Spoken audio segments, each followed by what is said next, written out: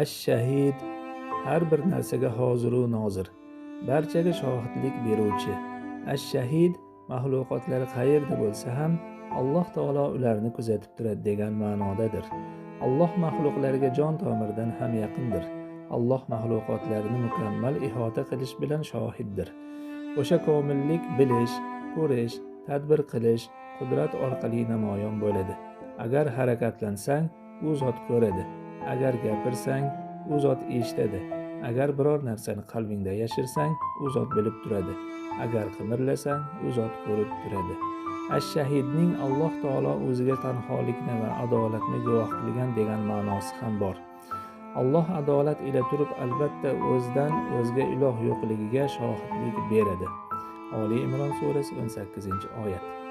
Demak, Alloh taolo o'zidan o'zga iloh yo'qligiga guvohlik berdimi? Endi o'zidan boshqa mahluqqa suyangan kishilardan yiroq bo'ladi va ularga odob berish maqsadida ta'zirlarini beradi.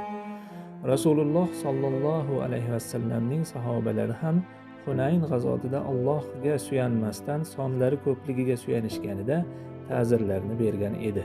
Batahqiq Alloh sizlarga ko'p joylarda nusrat berdi. Hunayn kunida ham o'shanda sizni ko'pligingiz mag'rur qilgan edi.